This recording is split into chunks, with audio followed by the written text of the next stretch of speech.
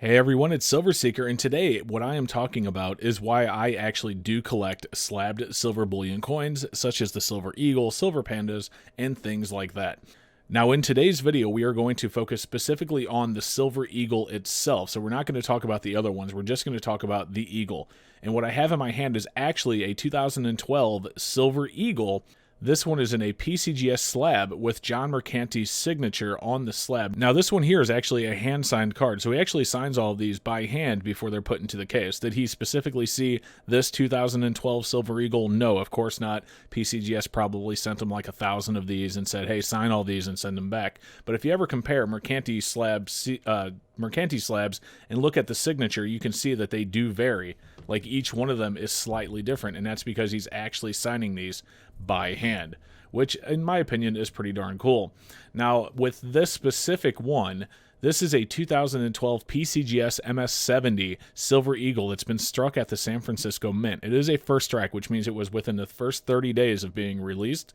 You see it does have a serial number there at the bottom of the label that you can actually type in at pcgs.com and verify the Eagle itself. But what's really cool about this one, if you look at the 2012, and then it has a dash and then an S in parentheses. Now, you can probably tell at this point, looking at this Eagle, that it's not actually an S-Mint Eagle. That's because it's not. There is no S-Mint on this Eagle anywhere. This, however, was struck at the San Francisco Mint. Kind of just like the 2019 W quarters that are, pretty exciting right now, everyone's looking for. It's not the first time that West Point has ever produced a quarter. Whenever Philadelphia or Denver are behind, West Point will fill in and stamp those coins for them. But the mint mark doesn't actually get put onto the coin. It's just produced as a backup. So you won't actually see a 2018 W quarter, although they are out there. There's no way to verify if it came from West Point or not, so you'll never see one of them slabbed like this. But this one is actually certified by PCGS to have come from San Francisco. And the reason that they're able to do this is because when this coin was sent off to PCGS to be graded, it was sent in a full monster box. So all 500 Silver Eagles still in the straps sent to PCGS, and every one of them graded. Now, a lot of people say the cost of grading is really high, and it is, but whenever you send them in bulk like that, you get a deal. So, for example, and I'm not saying that these numbers are 100% accurate, but whenever you send off a full box of Silver Eagles that are still in the box, still strapped up, PCGS will grade every one of them, and then they will charge you, let's say, $4 a piece for all the ones that came back 69, and let's say $6 a piece for all the ones that came back 70. So you actually get a much better deal when you're sending them in bulk because PCGS is making so much more on just doing it in such a massive quantity. There's no way that you're ever going to get a company that's going to send them a full monster box of Silver Eagles and say, hey, do me a favor, grade all these at $17 a piece. It doesn't happen. So they send them in bulk, and they hope that they get a whole bunch of 70s back and they can actually turn a profit. Now back to this coin specifically, like it shows here, it's struck at the San Francisco Mint. It's a first strike. The reason they know it was struck at San Francisco is because, like I said, it's still in the box, it's still strapped up, and based on the serial number and the label that's on the box, you can actually tell which mint produced it. So San Francisco helped out by producing even more Silver Eagles.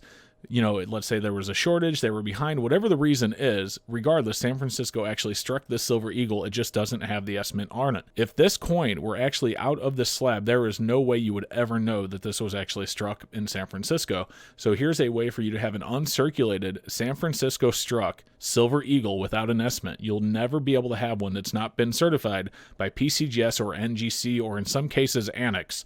But outside of that, your three big guys, your mom and pops, it doesn't matter. I mean, you can't really trust any of them outside of the three big ones, at least in my opinion.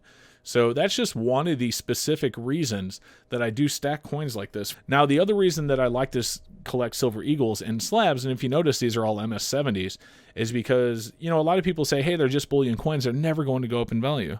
That's not true at all. Do me a favor, go on eBay. In fact, let's do it in this video. We're going to go on eBay and look up and see if we can't find any year 1990s Silver Eagle that's slabbed by either NGC or PCGS that's less than $1,000. So let's go ahead and go over to the internet and let's just take a look and see what we can find in regards to, Slabbed Silver Eagles and how MS70s do happen to appreciate from time to time. Okay, well, we have eBay on the screen, so let's go ahead and get searching. So we're going to look up first at 1999 Silver Eagle MS70. Let's just do NGC. All right, so here is one right now. Now, in my opinion, this is way overpriced, but here's one right now. They're asking $12,000. $12,000. Let's just remove the NGC tag, see if that helps with our search. All right, so here's an Annex graded, okay? Annex, $4,400. NGC, $12,000. Annex, $7,995. Here's a company offering a spring sale, 25% off, $9,333, $7,333, $6,333. Now these here, this isn't even NGC, this is SGS. There's no way I would ever buy this coin. I'm just wanting you to know. I would probably maybe consider it if I were interested in buying this coin, which I'm not, because this is more money than I can spend on a coin. But my point being is if I were interested in buying this coin, I probably would maybe consider the Annex, but I would definitely really be considering like NGC. So, of course, these are just what they're asking, right? This isn't what actually sold. So let's go over to sold listings and see if we can just find some ones that actually sold and see what we got. Okay, so that's 2013, 99. So here's an ICG graded, okay? So, again, ICG is not one of the big three. ICG graded, $975 just sold. This one sold on April 3rd. Here's one, best offer accepted. It was originally at $11,000. It doesn't tell you what the value was or what the offer was, but $11,000, probably $10,000, maybe $9,000. I don't know, and I'm not going to be able to find out, but you get the idea. Here is an Annex. So this is an MS70 and a PR70, $1,795. Okay, let's go ahead and take a look at another year. We'll get off of sold listings here. Just really quick, make sure, yes, okay. So let's go ahead and look at 1998. 1998 Silver Eagle PCGS MS70, $1,400, $1,749, $1,225, $2,040. Let's take a look at 1997. All right, here we go. So 1997, okay, we found some that are sub $1,000. Here we go, $695. 915, 949. You're getting my point. All right, so I was wrong when I said you weren't going to be able to find one sub $1,000, but that doesn't change the fact that they are still sky high. So we know 96 is going to be astronomical. Here's one for 2,750, 2,100, 47.95. Let's take a look at 1991. Let's go ahead and take a look. 1991, you have 13.99, 17.20, 14.95. Here's an Annex one for $600. We have $1,495, $2,500. All right, we're looking at 1990.